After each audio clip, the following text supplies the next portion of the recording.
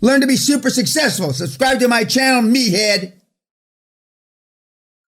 Before I ever met him, I said, you go to South Africa. I mean, even though the streets aren't paved with gold, they are paved with gold. You go to, if you speak Portuguese, you shouldn't go home. You should abandon your family and just go to Brazil. That's it. Never, don't pass go, do not collect $200, whatever, in Monopoly. Forget it. If you speak Spanish, now it's changed a little. Now, because Trump could have been dropped the hammer on Castro. If you speak Spanish, I mean, Cuba is better than Mexico. And that's saying something. They're both corrupt, but Cuba is better than Mexico. Spanish speaking, I mean, there's 3 or 4 South American countries in Central America that it's not guns in the street, but I mean, it's chaos. It's blood in the street. Now, I just pulled my 2 guys out of Haiti when one of our directors got kidnapped. One was Haitian, and the other one spoke Haitian French or French Haitian, whatever it is, because it's just chaos. It's chaos. There's certain places, after the wall fell back in 89, 90, I went to Russia. And from chaos comes order. But I mean, you're uprooting yourself. You're not taking your family with you. That's not what I mean. You're going. And when you go to Russia, you may not come back. But it's how bad, how serious are you? That's the question. Now he completed all those deals he's talking about. And he's $600, $700, $800 million now in 3 years. Now I know that's not as good as stealing from the Irish government or something like that, but I mean it's better than a poke in the eye with a fucking stick. Yeah. And in the reasons why we have listened to Anelli, and one of the reasons was that we don't need to XYZ because the money wants to get the bank wants to get the money out even at non-recourse. Can you rephrase on the reason? I didn't get it. Well, the reason is because when Mandela got out of prison 25, 30 years ago, and he became president, give you a little history lesson, he was a smart guy. And he realized that, for the most part, the blacks were going to have trouble managing themselves because they had no experience. All they had was 200-300 years of the oppression and slavery, blah, blah, blah, right? So he set up a secondary, which is equivalent to a tertiary banking system, to support black business. Non-recourse loans were, they don't have to pay it back, etc. Not signing, not guaranteeing loans, etc. But it's not just for black people; it's for everybody. They don't discriminate who they give the fucking money to. Thank God, as we probably would discriminate against them if the shoe was on the other foot. They're not discriminated against us. And so, I mean, it's wide open. I mean, it's a fucking turkey shoot. And that's not the only place that occurs. Most people that come through the seminar didn't know non-recourse lending existed, other than on certain real estate transactions. Non-recourse because they just take the project and the cash flow from the project, and that's the only guarantee for the loan. They may scream and yell that they want your personal guarantee, but whether they get it or not doesn't mean anything. There are other places in the world that are like that. Back in the day, Chicago was a war zone. Harlem, which is now upmarket, was a war zone. Cleveland, this is in the United States, was a war zone. And now money has gone in to support those areas. And they brought back Harlem. Harlem's an upmarket place now, but there's still portions of the cities that I just mentioned that are war zones. And you can get money. We had a couple of guys from Detroit here that they didn't understand that most of those loans are non-recourse. That doesn't mean you borrow the money and you run like a thief, an Irish thief in the night, and you're going to, run back to Dublin or Belfast and not pay it back. That's not what it means. It means that if the deal goes sideways for whatever reason, even though you're trying to make it work, you're not on the hook. You're not on the hook.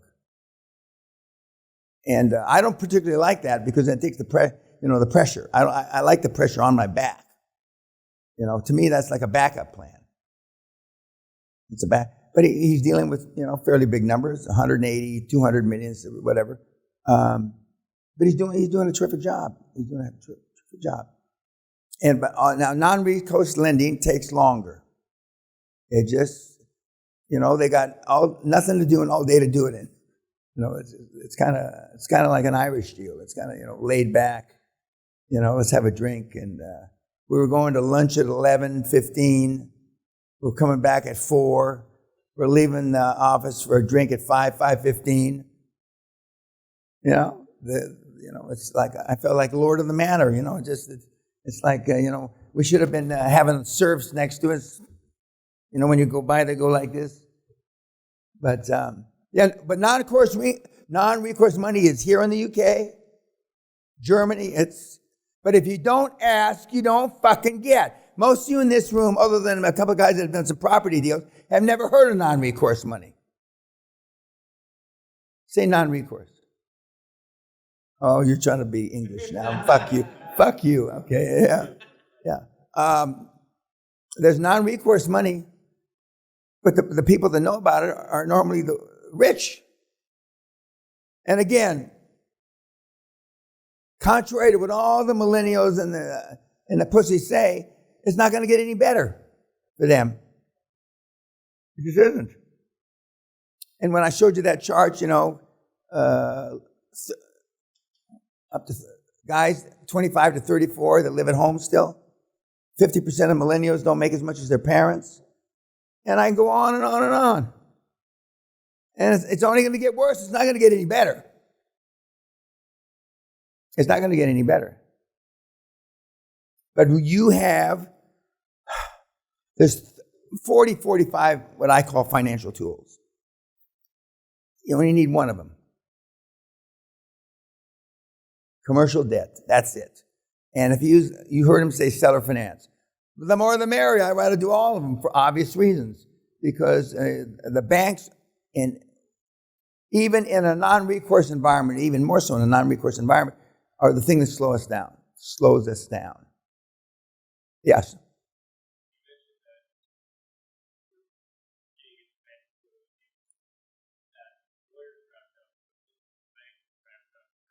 No, they're not. And of course, then they both dig in their heels. And so he's aggressive enough. Or somebody on the board is got to be aggressive enough to go in and slap both sides. Hey, listen, guys, this deal's never going to get done. No. Well, you can expect it any place. When a Boston company goes down to Alabama, the Yankees are coming down. And that's still alive and well. And that's just the way it is. And I'm not saying the South should rise again and all that shit, but that's just the way it is. Who was that Yankee banker from Boston? And in certain parts of the Northeast, the British are coming. No taxation without representation. The Boston Tea Party.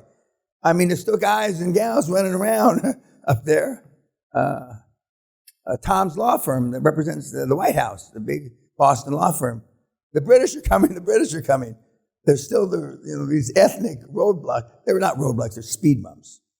Or they may, make you earn your crust a little more than if you were from there.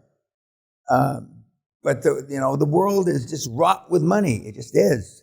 You've heard everybody say the same thing. And when we had these filmed, there's even more money. Now, come September, October, when the party is stopped by vis-a-vis the money being printed for all these various plans around the world, you're going to see some people put in a hurt. on Piccadilly a mile from the Ritz Hotel, going away from Buckingham Palace, a kilometer actually, not even a mile, 0.6 of a mile. There are 5 pizza places, 3 Chinese, only 1 caviar bar. Why do you need 6 pizza places on Piccadilly? Well, 4 of them are closed now and probably never going to open up again. Why do you need 3 Chinese? Funny that you only have 1 caviar bar. Sally and I used to think we're the only people that, we never saw anybody sit in there. Somebody must the Russians must sit in there because there's never anybody in there except Sally and myself. And they got the best cold fucking vodka. I mean, nothing like ice cold vodka, frozen actually, with caviar. I mean, it's terrific. The caviar thing about that big, $300. A tin about that big, about that deep. And Sally buys them like this. I like to eat them with a soup spoon, you know. There's another hand. Yes, sir, in the back.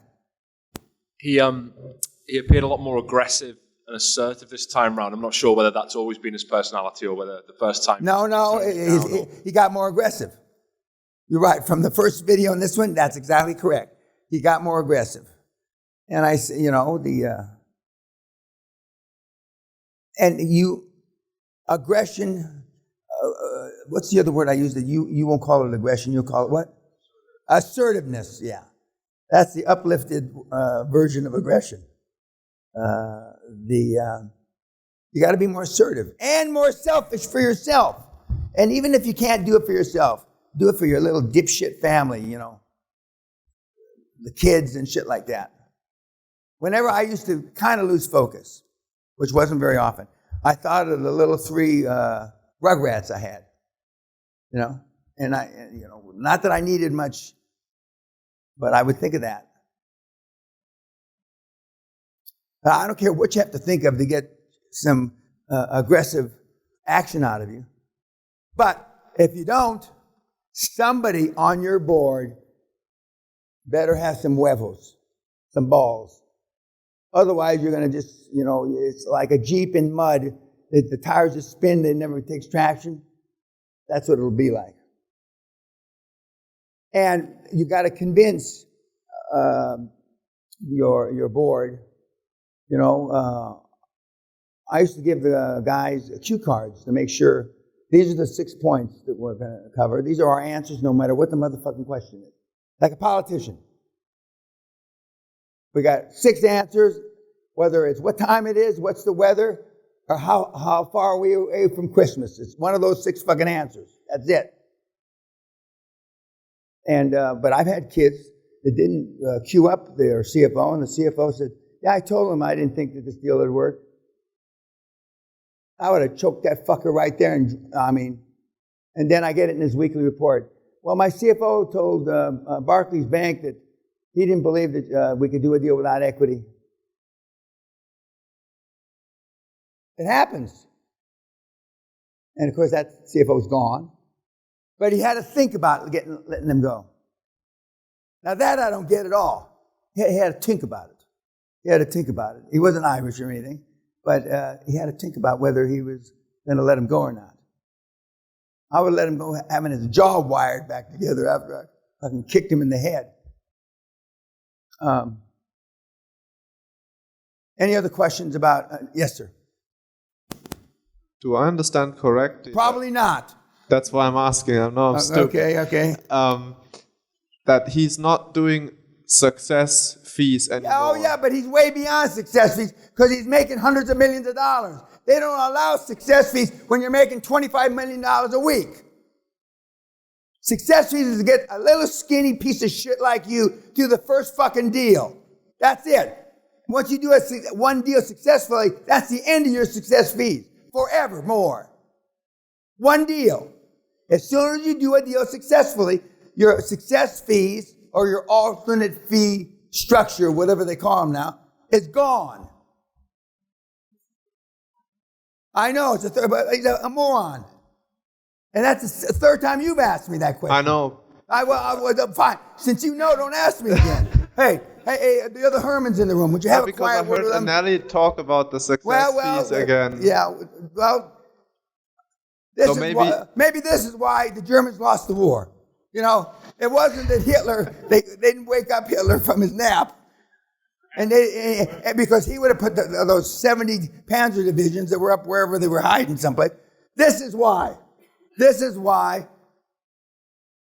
Jesus Christ. Success fees on the first deal. Hopefully you don't use it for 3 deals. On the first deal, until you get a deal done. And remember, you do business with private equity, and you obviously use success fees. Sometimes you got to gently remind them. Now, I'm not so gentle in the reminders.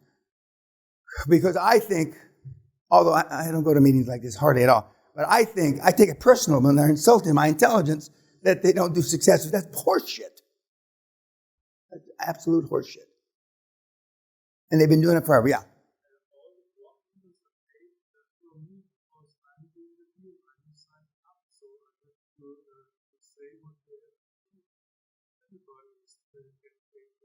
Yeah, well, you're the reason they're getting paid. Only the seller I have to negotiate with him that he gives his baby to me. Every other Dummkopf on the board. Yeah, exactly. That's exactly, no witnesses, but yeah, that's exactly right. That's exactly right. But, and as I told you, Andres has got another hammer on the board other than me. Fortunately, it's right there. But you've got to have somebody. I'm just telling you. Otherwise, you're going to walk away from these meetings and think, fuck, with your tail between your legs, and it doesn't work. Because none of these sellers, accountants, lawyers, bankers are just going to fall over and say, fuck me. They'll ultimately fuck you, but I mean, you got to push them, drag them, pull them. Just like this thing right here where I'm dragging those people. You got to, just sometimes it's ultimately like that. But they will do it. They will do it. And you've heard, and you're going to hear more tomorrow. But remember, the board's there to govern, you're there to lead. You heard Anneli's answer to one of the questions, leadership. And his leadership skills improved 100% since the first video. I mean, he's a tyrant. Well, not a tyrant. Maybe he is a tyrant. He's not a tyrant towards me, but he's changed. Of course, he's made a bunch of money now. And the real you comes out. You know how when people drink, they're subject to the drink. 9 times out of 10, it's a different person. Well, money does the same thing. Fuck you, money does it even more. Now, when I drink, I'm pretty much the same personality. But some of you will turn into little Hitlers. Whether you're tall or not, I mean, you'll turn into little Hitlers. Okay, on that happy note, YouTube, you're lucky that Hitler, they didn't wake him up. Or you'd be speaking Herman right here. Goodbye.